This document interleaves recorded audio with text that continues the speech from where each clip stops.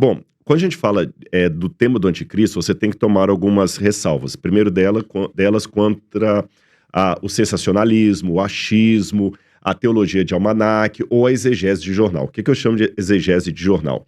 É quando você pega o texto bíblico e pega a revista Veja, ou o Estado de São Paulo, ou a Time, e aí fica comparando, olha, isso aqui aconteceu, isso aqui aconteceu, isso aqui aconteceu. Não é assim que se estuda a Bíblia Sagrada.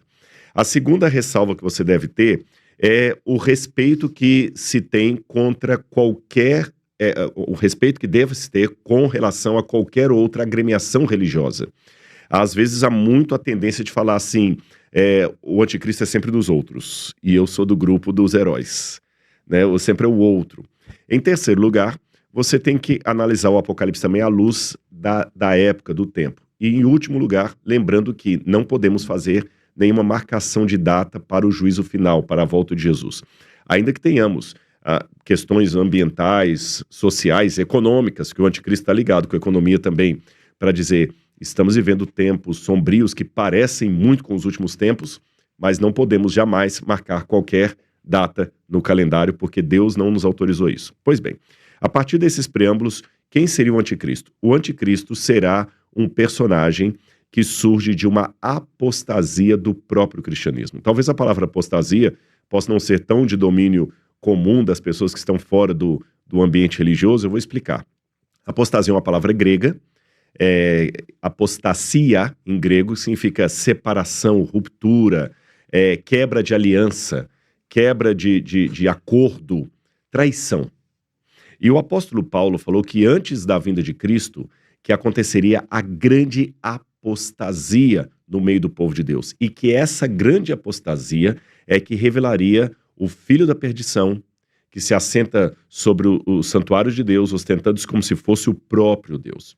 Muitos pensam, poxa, se ele se assenta sobre o santuário, ele se assenta sobre o templo fica em Jerusalém, então o anticristo é alguém que vai construir o templo. Não. A palavra santuário que é usada por Paulo ali, naos, é diferente da palavra templo, que aparece referindo-se ao templo de Jerusalém, que seria hieros, tá certo? Então, Paulo não está falando de um templo em Jerusalém. Jesus falou que aquele templo não seria novamente reconstruído. Se um anticristo reconstruir um templo em Jerusalém, Jesus virou mentiroso, porque ele falou que ali não ficaria pedra sobre pedra que não fosse derrubada. O templo não será novamente reconstruído. Então, o santuário de Deus tem que ser a própria igreja, o povo de Deus. E o anticristo tem que ser uma figura apóstata. Com isso, eu já elimino vários candidatos. O anticristo não pode ser um muçulmano, não pode ser um ateu, não pode ser um comunista. Por qual razão? Bom, simples. A matemática é fácil de fazer. Para você ser um morto, qual é o pré-requisito? Um dia ter vivido. Para você ser um divorciado, o pré-requisito é um dia ter sido casado. Para ser um adúltero, o pré-requisito é um dia você foi fiel. Para ser um apóstata, um dia você tem que ter sido um cristão genuíno. Correto? Então, tem que ser alguém do meio do cristianismo. Agora, antes que eu aponte, será um papa? Será um líder protestante? Será um líder batista, adventista? Eu tenho que entender o seguinte, com a dor que, sendo alguém que sai do meio cristão, isso deve me doer tanto quanto ter um filho, um primo ou um tio que eu tanto amo na Cracolândia. Existem duas maneiras de abordar o tema da Cracolândia, eu uso apenas como ilustração do que eu quero dizer. Você pode abordar o tema sem nenhum sentimento envolvido. Aí é um bando de vagabundo, aí você tem que chegar lá e acabar com aquele negócio mesmo, a prefeitura tem que limpar aquilo ali, onde você só vê rostos cadavéricos de pessoas das quais você não nutre a menor simpatia. Agora, o dia que você tem alguém que você ama muito ali, vítima das drogas, você vê a Cracolândia de uma maneira um pouco diferente.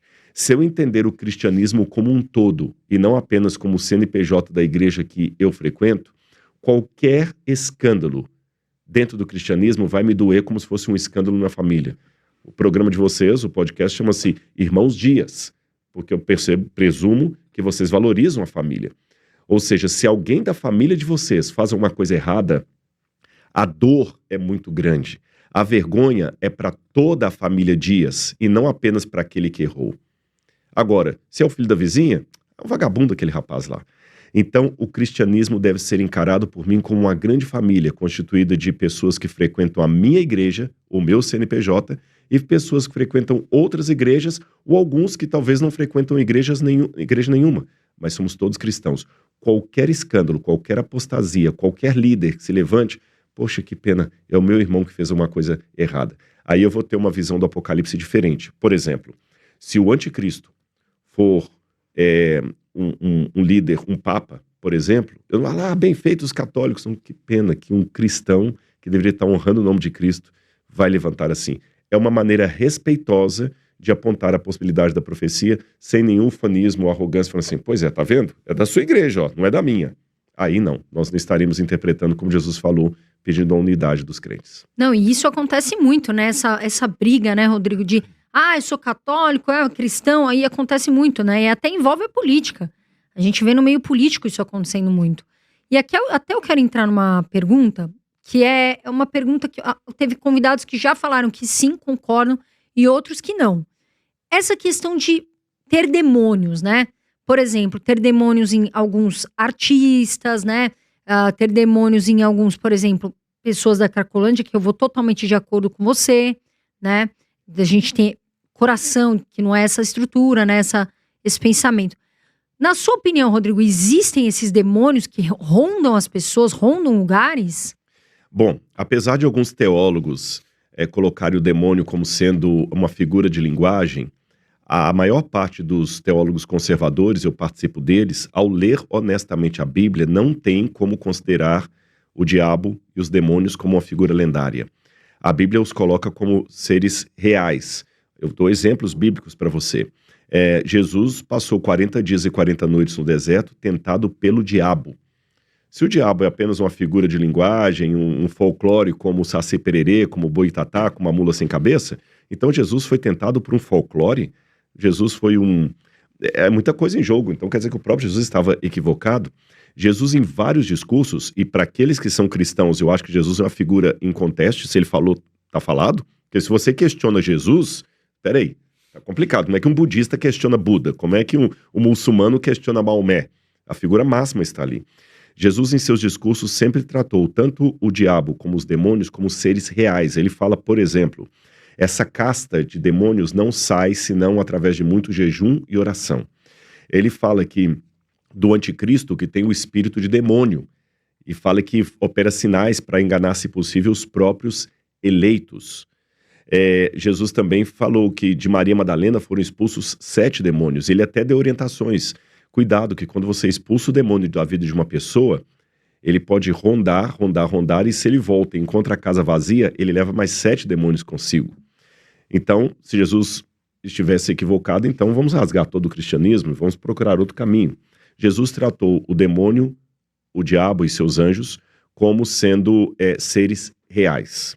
Não só Jesus, mas várias passagens da Bíblia. Então eles existem realmente e eles ocupam a mente humana. A partir daí, eu acho que mais do que ficar denunciando fulano, beltrano ou ciclano, eu tenho que perceber as ações do diabo nesse mundo. E ele atualiza as suas ações. Ele não precisa necessariamente agir daquele jeito clássico de uma pessoa torta, como no filme Poltergeist, ou no filme O Exorcista, né, que a menina vira o... Aquela é uma forma do demônio se expressar, mas existem outras formas mais sutis. O demônio, às vezes, pode pegar até uma pessoa sincera a Deus. Por exemplo, Pedro, no momento que Jesus estava com maior dificuldade, porque ele estava lidando com a dor de, em poucos dias, sofrer a agonia da execução, da rejeição, do Calvário, e contou isso para os discípulos, não até antes da negação. Isso foi antes da negação. Jesus nem tinha sido preso ainda. Aí Pedro falou, Senhor, tem dó de ti que tal coisa não te aconteça? Traduzindo em miúdos. Pedro foi dar um conselho para Jesus, ele era mais velho do que Jesus, provavelmente. Jesus, por favor, para com isso, vem cá. Eu sou seu irmão mais velho, vou te dar uma orientação aqui, vem cá. Para de falar isso na frente deles. Jesus virou para Pedro e falou, para trás de ti, Satanás, que eu não tenho parte com você. Eu imagino que Pedro deva ter ficado muito assim, assustado e ao mesmo tempo ofendido. Mas o diabo, naquele momento de fraqueza, tomou a boca de Pedro e fez Pedro falar o que não deveria ter falado. No outro momento, quando Judas traiu Jesus, a Bíblia fala em determinado momento do Evangelho de João, porque o diabo já havia tomado conta dele, sabe? Então, embora nós tenhamos a nossa responsabilidade decisória sobre o mal ou o bem, no fim das contas sou eu que escolho, Mas ao escolher o mal, eu também estou colocando a minha vida à mercê do diabo para que ele me use. E aqui eu termino a minha resposta para você, Carol, colocando assim: o diabo imita Deus. Ele é o maior imitador de Deus. Mas calma, não significa que ele imite o caráter de Deus. Você pode imitar uma pessoa porque você a admira muito e você quer ser parecida com ela. Essa é uma forma de imitação positiva. Vamos imitar as pessoas que nós amamos, que seus filhos imitem você, que vocês imitem os pais de vocês, porque são figuras que realmente... Agora existe a imitação da 25 de março, que é a falsificação, uma imitação apenas para enganar. Quando uma bolsa de qualidade duvidosa tem o mesmo nome de uma bolsa cara, ela não está imitando porque ela quer ser como a cara, ela quer imitar, ela quer realmente falsificar um relógio Rolex, que não é um Rolex, e assim por diante. Então o diabo, ele imita a Deus nessa segunda situação, para falsificar. E ao imitar Deus, ele copia os atos de Deus. Muitas vezes o Espírito Santo toma conta da nossa mente e coloca na nossa boca uma palavra que é justamente aquilo que você precisa ouvir. Vocês mencionaram, não sei se foi o André ou você, da questão da espiritualidade.